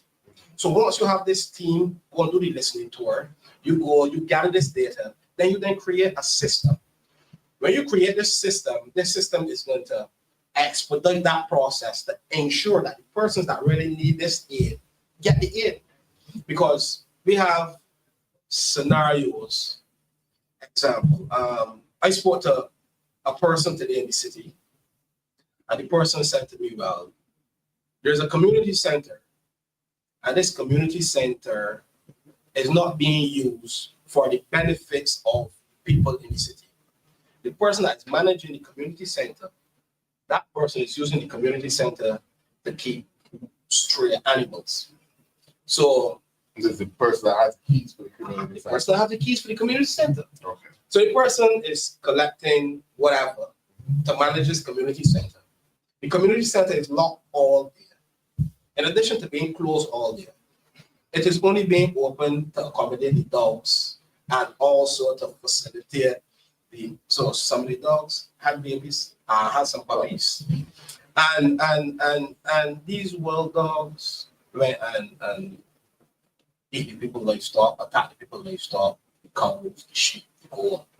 And when persons in the area speak to the situation, it then became an issue. So how can we use the community centers for activities that can really benefit The people in the community. in the community? And all of these things will come out of your listening tours. The listening tour. You get me? Because it's okay for the government to sit down in all of the offices, in all of the committees, in all of the meetings, create solutions and plans, but it might not work. Because from the listening tour, you'll actually be developing programs that people are interested in. That people interested in. Example, another thing. So for us to contribute, for us, the Democratic Party to contribute to removing or to putting aid for poverty, we need to do a listening tour. We need to create systems that will expedite this process. Okay. Pardon? And we will set it up for sure. In And this is also some of what you are doing right now at your campus. Yes, please. When you engage with your constituents, you Yes, are listening to them and hearing what they need and stuff like that, and looking to put these programs in place. Because I know that you are every month you seem to have a different program. Yes. Yes. Yes. Which is one of the good things about you. Yes. You are actively involved and engaged in the city constituency. In addition to that, right, to combat crime or to combat poverty, I would not advise, when we were in the government, I would not advise for us to take millions to put it to party. We can take those millions and then create government nurseries. There are so many community centers that are not active. There are so many buildings that are not active. Why not use the same template that we already have for the government nurseries and put more government nurseries? Just nurseries, or are there other things that you do? No, there are more. There's a long list that we will do when we win this upcoming election. And when we do these things and put these systems in place, it's not to benefit me. It is not to benefit you. I want that we live in a society that we create succession. Because, example, if you work in, we know the math. 1050 by 40 hours equals 1680. And then when you done spend all of this money, it's $1,600. You haven't bought food as yet. So how can you, as a low income family, create a succession planning? Succession planning means getting a life insurance policy, creating a retirement plan. How can you, that individual, do that or put that in place? You don't have the money. You don't have the money. Then you die. You leave 2 or 3 children. You then have to wait on the grant from the NIS, which is $1,500. Then you then have to go and get funding from welfare. There are so many cases today in Barbados that persons can't afford to bury loved ones. I received a phone call today. Mr. Rowe, I need some assistance. My family member passed in April. And the family could not even get to bury that person at today. So is the government not assisting with the funeral grants? Yes, there are funeral grants, and some people do get them. So if I say persons don't get them, I will be lying.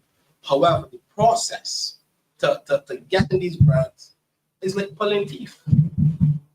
Because this particular situation, this guy, the person was really ill, and the person was not working. The person had a serious issue that I don't want to go into. Right, Correct. And the family is getting a lot of run around. So we have the data with the medical history. Why not make that space a lot easier for that person that is in poverty? Yeah, I think that you've also seen it because you've also seen it with a number of families, because you heard a few weeks ago persons from the funeral homes, the funeral directors came out and said that more families are turning to cremation, so that you would have the service and then the body is taken back to the funeral home and you have a private cremation afterwards, which works out to be a whole lot cheaper than doing the traditional burial, which many families have become accustomed to. Correct. So we are in a spiral where it seems that the high cost of living in Barbados is driving more and more families into poverty or closer to the poverty line. Correct. Now, you don't want to be in an environment where you are constantly giving handouts. How can we get persons beyond that stage where you need to depend on a government for assistance? I know that prior to 2018, the former Democratic Labour Party government had a program in social services called the IC Bridge program, which was developed, managed by the Ministry of Social Care.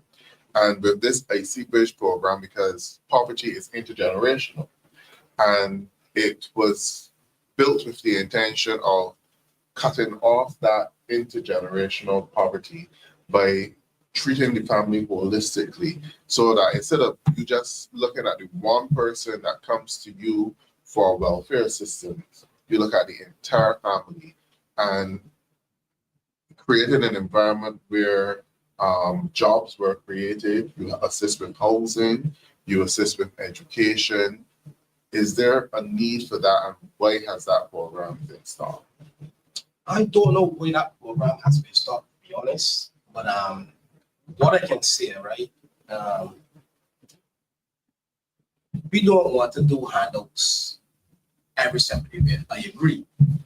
But when we say that, what are we putting in place? When you look around Barbados, look at the community centers. The skills training program is a very good program.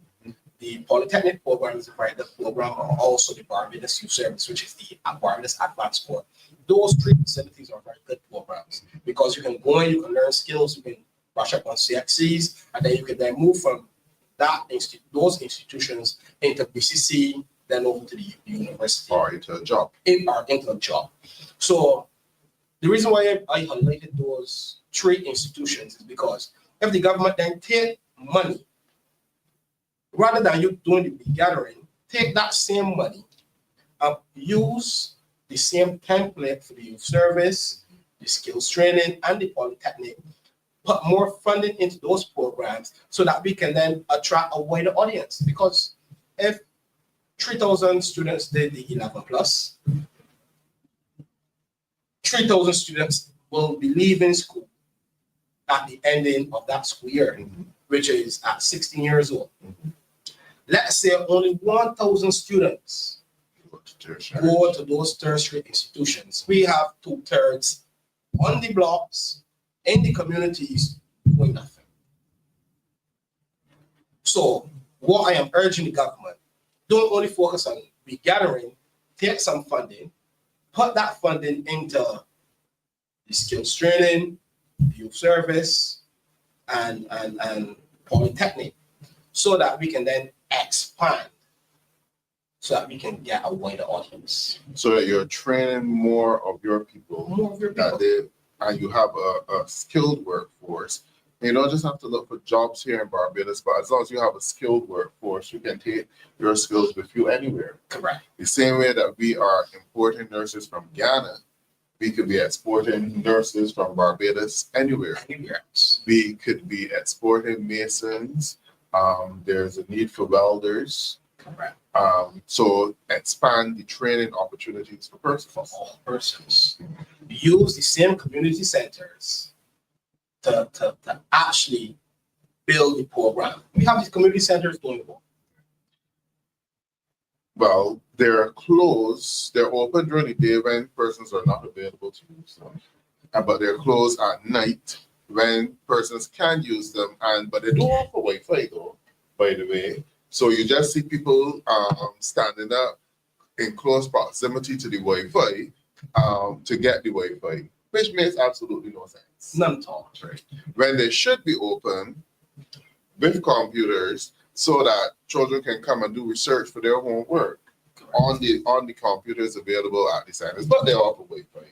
So you come, you stand up on the street light by the community center, you try to access the Wi-Fi, you go on Instagram or nothing productive. Nothing at all.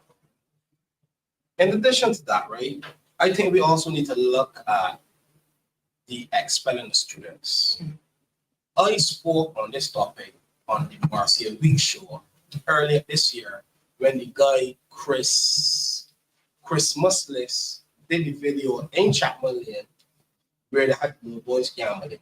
So I was interviewed and I told Marcia on that show and I told the viewers on that show, we need to start expelling the students. So then I saw the current Prime Minister of most recent then speaking to the same issue. So when we have these students, these boys in secondary school that are not focused on work, their focus is liming on the corners, selling snacks, gambling, and misbehaving. What is the root cause? The root cause is poverty. These young children experience a level of poverty in their households. So what are we going to do to counteract that? This is where now I believe if we then expand the intake for the youth service, if youth service do the intake every September and they only take on, let's say, 75 students, rather than expanding the students, look at the youth service template.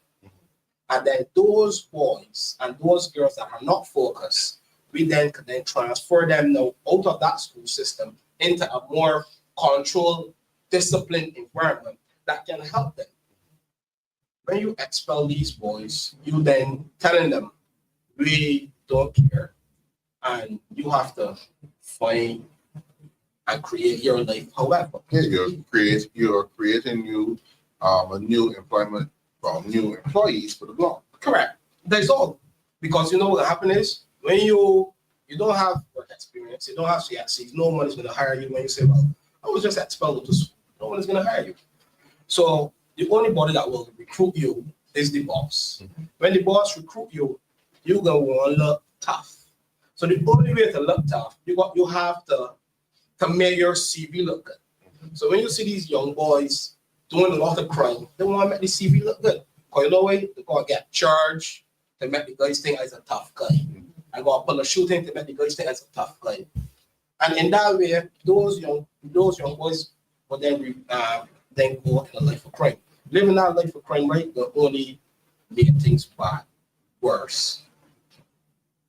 I urge Mr. Blackman to look into the situation as it relates to expelling students, look at the youth service template, and then try to funnel those students into a program that can actually help and develop them. And it does not start when they reach 15, because I believe it was Professor Marshall from the University of the West Indies Education Department.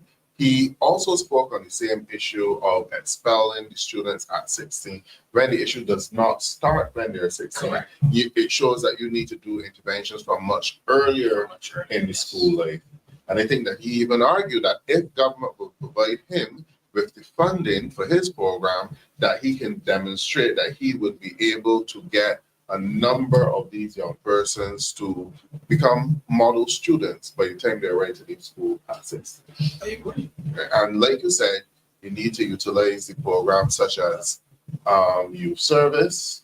You need to utilize the discipline organizations within the schools, such as the cadets, the scouts, Girl Guides, all of those programs. But you also need to have a series of counseling available for students as well. Yes. If you realize that they're having issues, behavioral issues within the school environment. I agree. But what I know for a fact, and I want the viewers to remember, today, May 27th, when I am elected,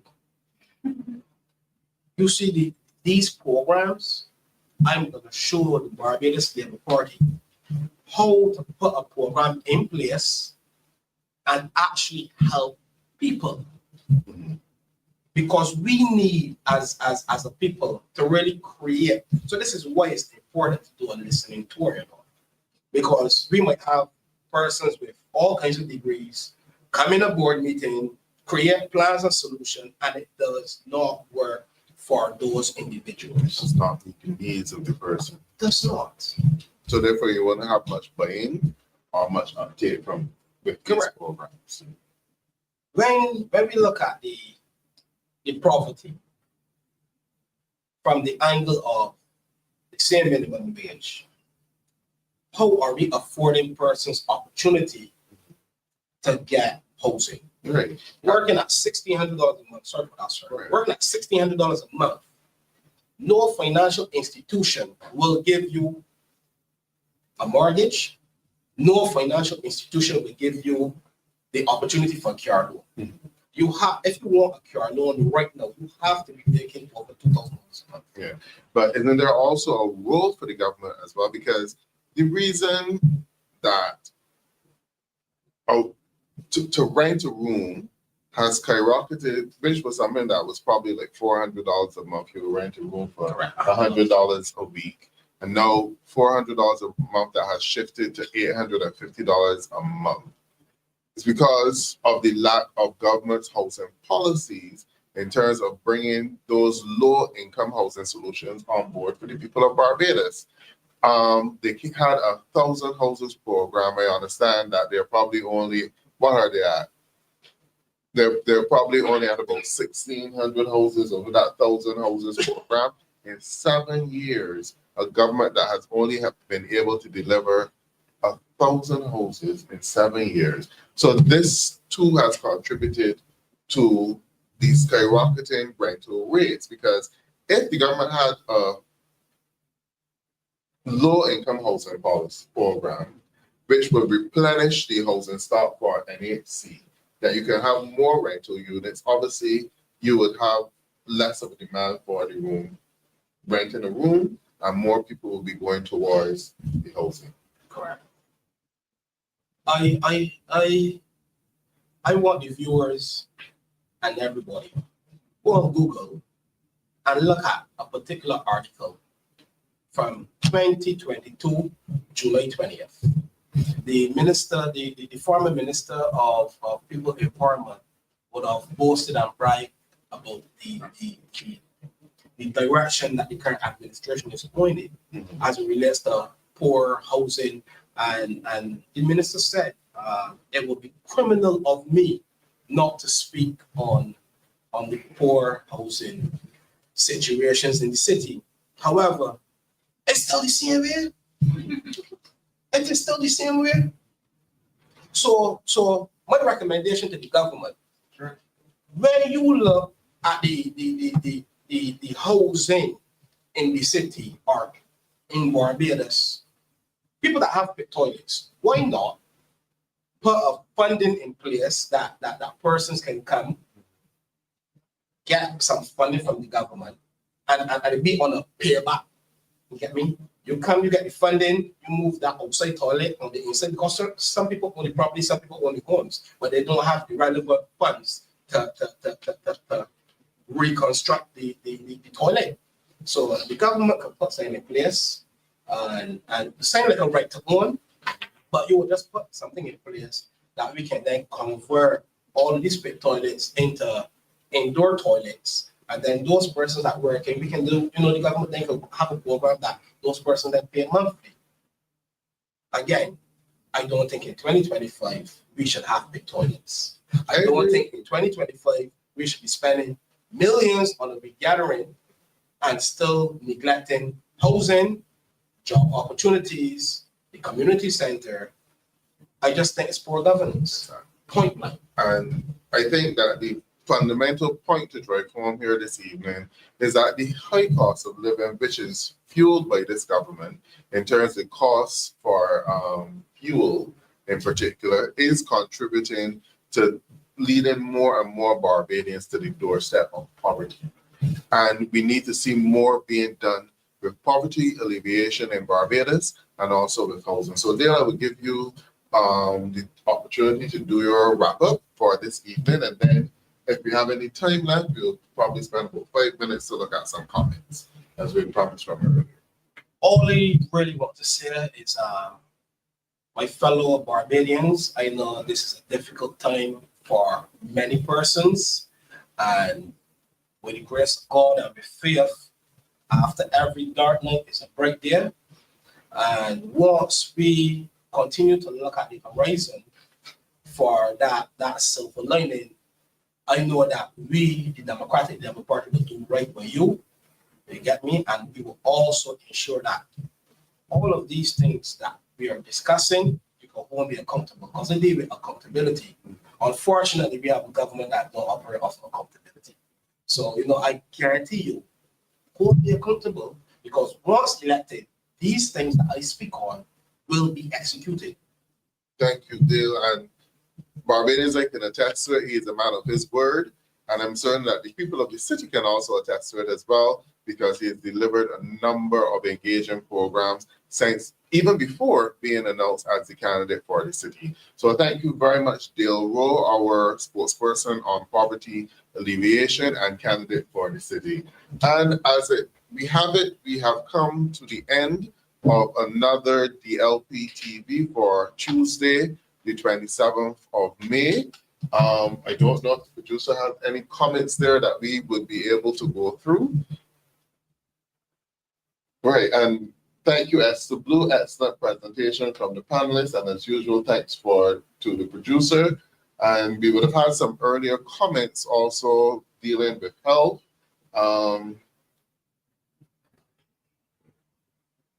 Right, number of persons were engaging on the health issues as we were discussing them tonight.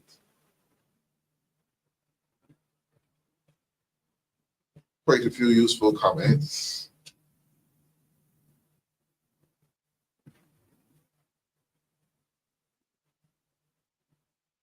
Right, someone is saying that they got a heart test done 2 weeks ago and didn't even take an hour. That was good service. So yes, you do get some good situations at the hospital. And and you also, well, yes, a major part of what we dealt with this evening was in fact issues relating to human resources at the Queen Elizabeth Hospital, and we do hope that they will get their act together. But I want to thank you for joining us this evening for DLP TV, and we look forward for you to join us on Thursday evening at 7 o'clock for the next edition of DLP Youth 5. Thanks to my two guests this evening, Dr. Derek Alleyne, who dealt with labor, and Mr. Dale Rowe, the candidate for the city. We highlighted to you the issues in this country, healthcare system, which is falling victim to a sick building syndrome, the labor issues, which are problematic for this country with a number of persons going on contracts and our labor department and our unions not being in a position to assist them or speaking out or advocating on their behalf. And then in terms of poverty alleviation, the fact that the high cost of living in Barbados is driving more and more persons to the doorstep of poverty, and the government which is reluctant to do anything to reduce the cost of living in Barbados. Thank you for joining us, and do have a good evening.